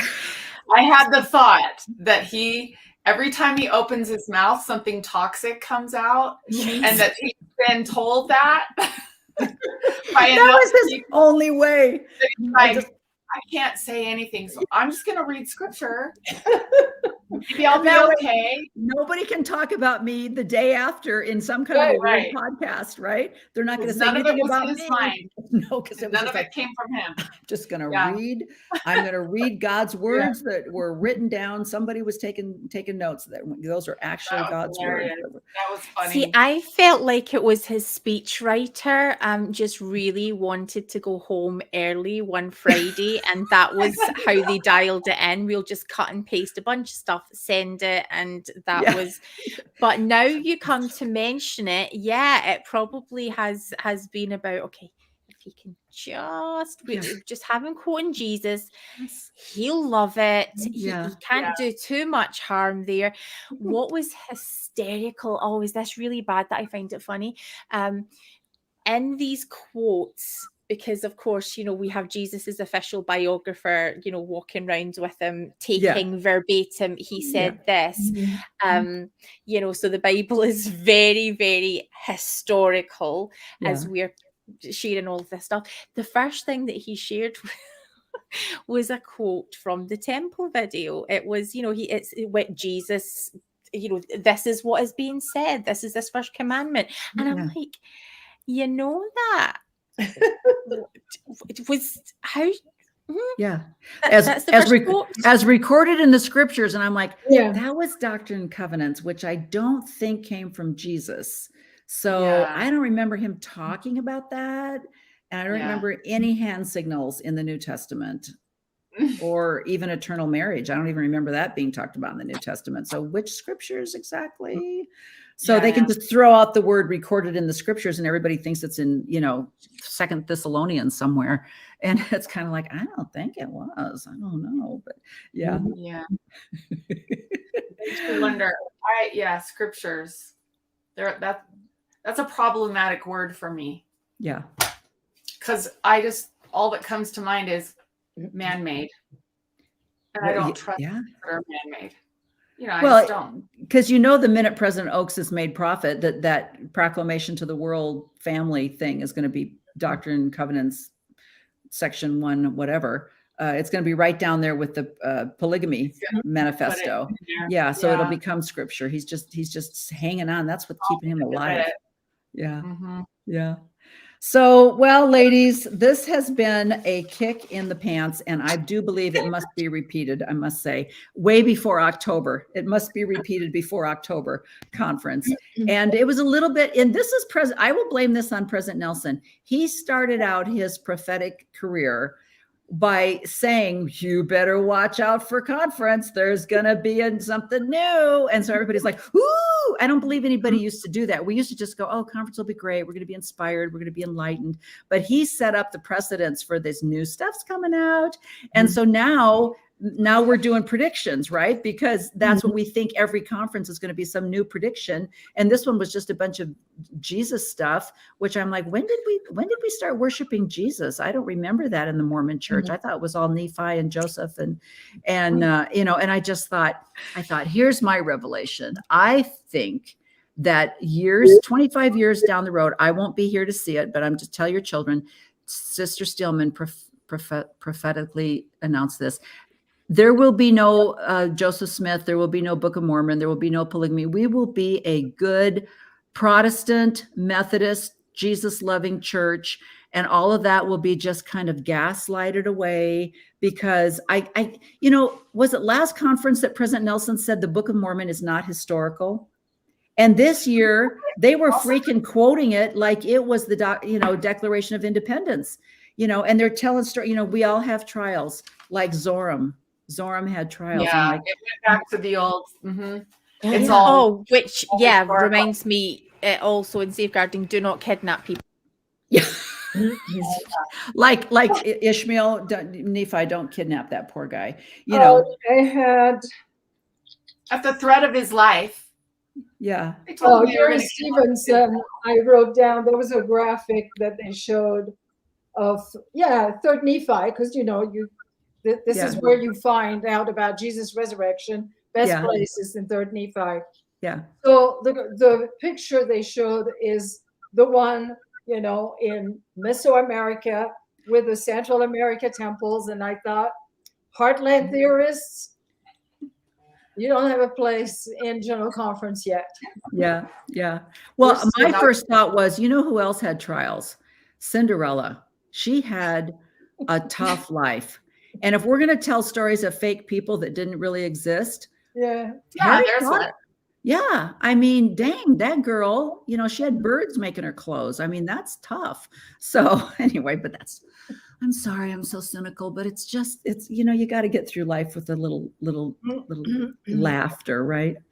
Well, any of you have any closing thoughts that you would like to share with us as we close? I thought it was funny that Nelson actually in his list of people not to listen to, he said there's venomous contention, polarization. He mentioned influencers. I know. Oh yeah. Yeah. Yeah. And then if you listen to the but I really love, I was listening to I believe it was Mormon Land. You mentioned it, Martine. I was listening to Mormon Land where they interviewed the 2 missionaries that came home early from their missions. And the one missionary, his entire mission was they had to do so many hours of Facebook, and they would contact people through social media, and then they would make up little skits. And this one guy was like, he had the most hits of all the missionaries on Facebook or whatever. And I thought, okay, are we on social media or are we not on social media? Let's make up our minds. Well, they can only be on Facebook, but the grandson of one of our very best friends here, I think he's been home 2 years now, but he's very talented, just a very talented musician. And he served a stateside mission, but his assignment with another missionary was to create high quality content. And I mean, really high quality. The church bought a bunch of tech equipment so they could produce professional looking videos and all of that on his mission. And they were doing really well, but it was all to reach out to people over social media. And unfortunately, at some point, they were doing so well that church headquarters said, oh, we can do that. So they took it away from him and his companion. That's what they always do. But yeah, it was his calling, and he did amazing videos. He's an amazing pianist. I don't want to say too much, but yeah. He was over on the West Coast, and I mean the sets, the grand piano on the coast with I mean, money was no object. Right. And do you remember the old days on the church website where they had what was it called, where you could look up, members in your ward and all that kind of stuff. And then they decided that they were going to pull it back and take it away from the people that were doing it because they weren't LDS. So they took it back and now it's a mess. That happens all the time. I forget what it was called. So Jane, just in closing, when President Nelson was reading off the new temples that were going to be built, were you like, Scotland, just give us one. And no, we're going to put, Well, what's your closest temple? It is Preston, England. So it is another country, and it is 4 hours away. Okay. So yeah, quite a while. Now, I am. City. In Luxembourg. Yeah. Why Hamburg? Exactly. They It have might big. genuinely would probably be cheaper for me to fly to Hamburg, and I would be there faster than yeah. So I am in the central sort of belt of Scotland, and if you're any further up than this, I mean the sort of furthest Latter-day Saints up there, we're talking about like an 8-hour trip. People from Ireland are having to ferry over, and it's overnight trips. So yeah, I mean, I used to joke that your ancestors are just gonna go full on poltergeist if you don't hurry up, because especially because you love to, the leaders during conference just love to bring up their ancestry, Oh, yeah. and you don't get to do that and then forget that there are needs that are not being met. But I kind of think at this point I've given up. I think they're toying with me. I think it's personal now, that they're just like, okay, how close could we get to Jane just to, just to We make were sure going to we're- put a temple in Edinburgh, but that Jane Christine, absolutely not. That's not happening. Yeah. That is exactly what I think. So Yeah. we've been told that we are going to get one in the very near future, so that it will be within. We have just the best state president within his term, within his leadership. So it wouldn't be too long, but maybe October. we'll see. It could be. It could. Everyone is literally sitting with bated breath with these moments, and we have been for many, many years. I handed back my temple recommend in protest a while back, so it will be bittersweet when it happened. When it happens, but it's no.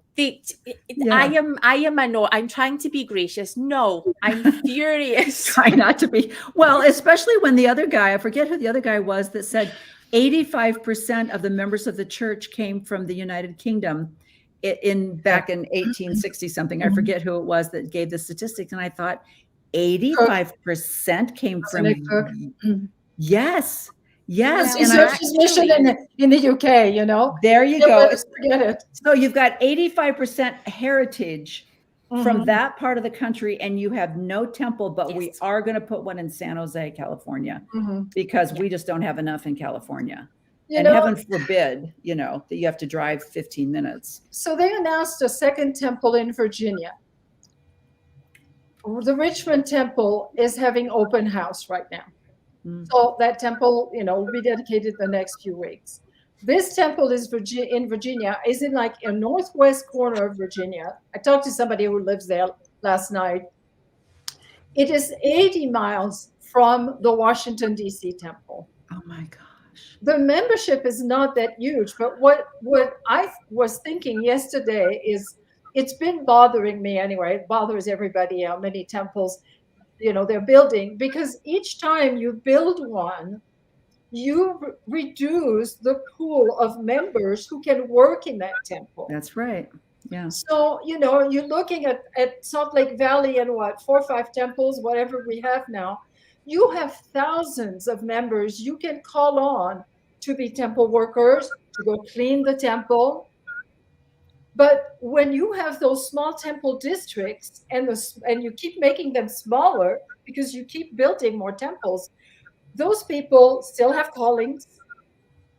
They still have families. They still have jobs. They still have to drive to church most of the time, long distances. Yeah. And then you've added now, another guilt trip because, but we gave you a temple and it's not being used.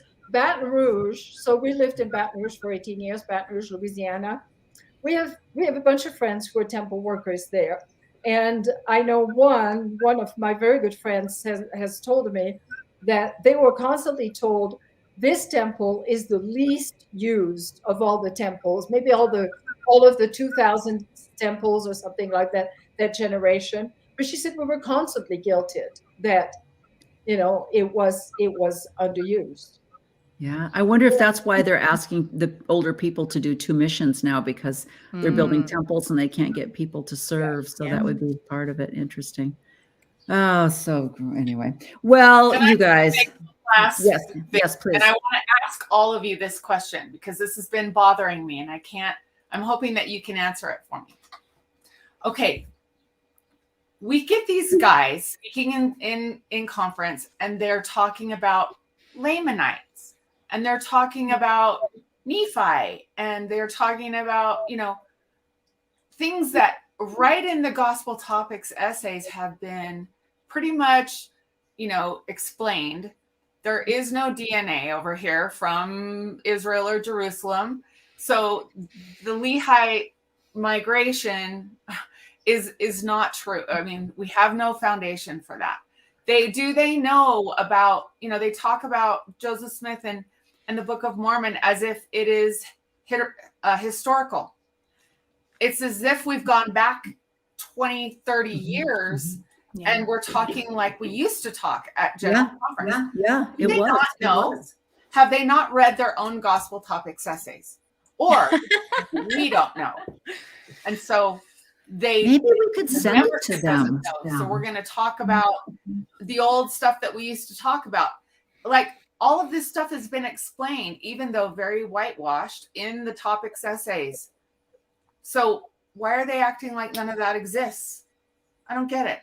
Yeah. Do they not know? I don't understand. think it's that deep down they don't really believe it. I do. I think it's They don't believe what? The doctrine or the Gospel Topics essay? Where they're the Gospel Topics essay. I think it's that's the academic stuff, but we can choose to have faith in whatever the hell we like, can't we? I don't. I think Nelson has been on record as talking about he's sort of anti-evolution, and you're a man of science. You've experienced those classes, right? So how you can reject something that, and I think probably something similar happens with the Gospel Topics essays. This is the Gospel Topics essays would then become, oh, this is for the people. If it would cause you to lose your testimony in the Book of Mormon, here's something that you could hold on to. You don't have to believe in it this way. So I think that's possibly them nuancing it, maybe. Okay. Lila, they're acting as if they've never. Yeah. Was it mostly some of the 70s? Because you mentioned that in the text yesterday while you were watching. No, I didn't pay attention to whether it was an apostle or not. Yeah, I don't know. I think it's still true that some of the 70s just don't bother. They don't know. Mm-hmm. Yeah. Because it's right there on the Yeah, it's right there. I'm so confused by this. Yeah. It's like they're ignoring that it even exists. And maybe, Jane, it's because those are for the people who doubt. Yeah. Gospel Topics essays are for the doubters. We're going to keep with this, fake religion. We're going to just keep spouting that fake religion for all the people who don't know about any of the problems. Mm-hmm. We're just going to keep going with that as long as we can until they all say, we've read we know. I don't know. To me, it's faith. Weird. These magical stories build faith. Mm-hmm. Yeah. Okay. We are the crazy conspiracy theorists who think that the Book of Mormon didn't really happen. And there you go. And this is something that I don't know. Santa Claus. We all know. I know we still tell stories about Santa Claus, but we also all know that Santa Claus isn't real, right? And so it's kind of wait. I don't believe Brother Haney knows that, because when he was 7 years old, he got a testimony that David O. McKay was the prophet, and he knew he was the prophet. And then he went and visited Santa at the mall, and he knew that he was also the guy that brought your gifts. So at 7 years old, so maybe we may not know that. I don't know. But yeah. Some of us still believe. I don't know. I just find it very interesting that they've got a foot in both camps. You have to. They have to, because like I said, if they're going to not be Protestant, if this is not a Protestant or a Methodist religion, it is hanging on the Book of Mormon. You have to have the Book of Mormon. And they cannot let that go, or the entire It church all falls falls doesn't it? down. So they can't But let it. we already know that the Book of Mormon is not literal. Yeah. They've already said that the Lamanites, are among, like they've dialed it way down. They don't talk about the Lamanite generation has been disbanded. They don't talk about that anymore because we don't know who they are or where they are, if they even exist. So it's just strange to me that they continue to talk about Lehi and Nephi and all of the old prophets and every, Zoram. Like they're real. All that, like they're real. Mm-hmm. Strange to me. But I know. Jane, I don't know what where your beliefs are, because I know you're still active. How do you feel? And we don't have to talk. This could be another podcast, okay? But how do you feel about the Book of Mormon? No judgment here. I'm just curious where you're at. You see, I love this because no one ever asks me or sort of drills down into anything. People are just always just so. I'm a total drill. I will drill. Oh no. I love it. It's crazy. It's messed up, and I feel like there's a lot of value in it, but I have and I know I'm sounding like I'm being really sarcastic, but I genuinely mean I have as many sacred experiences with the sacred text of Wonder Woman as I do with the Book of Mormon. The Pearl of Great Price, I adore it because I think there's so much great content in it. But as for hanging my whole no, not literal, no geography, but I see valuable things in it. I also see extremely harmful things in it too. So like racism. Which you could say about the Bible too. Like I heard someone say, because there's such an uproar about the banning of books, and someone was trying to ban the Bible because it has incest and murder and so much violence and that kind of stuff. So you can say which I find more valuable in the Book of Mormon, though, because I think there's a lot more richness, and I think if we placed more value in the Bible as Latter-day Saints, then we may be able to live with nuance. If we could accept messy prophets who do things wrong and repent, and God is working with them, that's where I see the beauty. And the fact that my relationship with the Book of Mormon is a messy one is probably quite reflective of where all of my faith is, if that makes sense. I love living in the question and the I could sit in the fence and in this messiness forever, except apparently increasingly I am having to sort of make decisions more than I ever have had to before, right? Which I don't like not sustaining.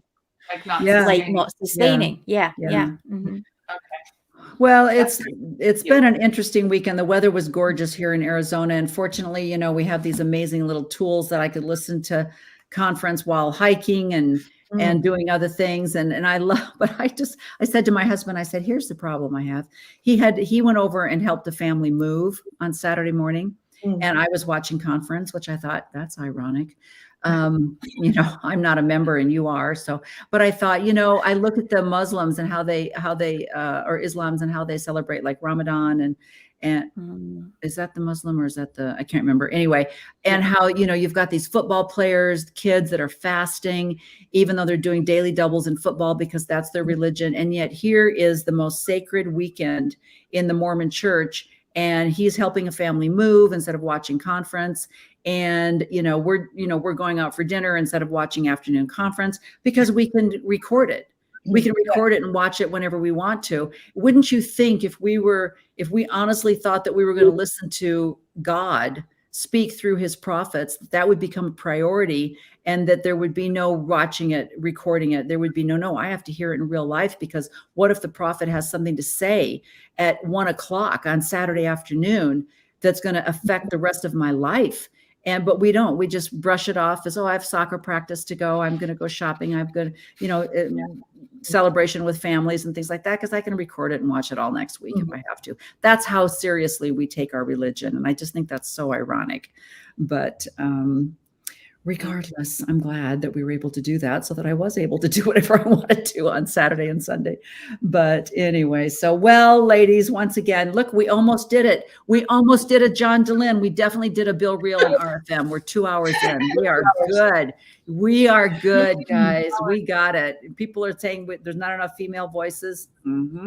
Right here. We can do 4 hours too. Renee, I'm going Yes. to send you an article from the Church News from 2 weeks ago.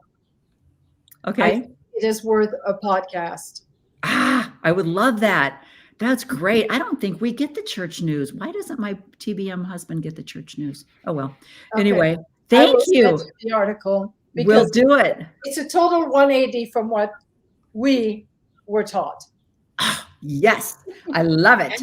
Yes. Interesting. Everything Oh. is a 180. I love that too, because I thought, speaking of the strengthening the youth thing, my husband said to me, because when my brother was here visiting and my brother and I went and got a new tattoo, and he said to me, when did you start wanting to get a tattoo? And I said, actually, I wanted to get one in the 80s when they first kind of started getting popular, but I didn't know what I wanted. I just couldn't decide what I wanted. And then darn Hinckley threw a wrench in that plan, came out and said, absolutely not, no tattoos. Nor made it worse. Oh, Dang no, it. there was the earrings. Yeah. And I just thought, oh, if I could have just gotten it last year, then there's been nothing you could do about it. So then, when we moved to Arizona and I was no longer, a grandma in view, I was out of sight grandma. I didn't have to set the example anymore. So I got my first tattoo. And you know what they say about tattoos, they're very addictive. And you get your first one and you always go, that's it. I just needed this little, stamp here on my wrist and I'm good with that. And then you're like, maybe I could put something, so they are slightly addictive. But anyway, so it's just my poor husband. In fact, I told him, he got a little frightened. I said, I think I'm going to go to church with you next week. He goes, why? And I said, because it's Easter. And I just thought I'd go. And I said, and besides, I like to go to church every once in a while with you just to go.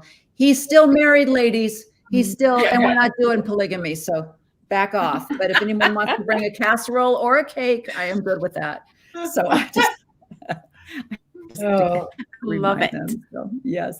So, it sounds like Martine has a plan for us. We might be getting together again soon. So let's let that plan play out. I have loved this. Thank you Yeah. so much. This has been such a fun conversation. It really has. And I love the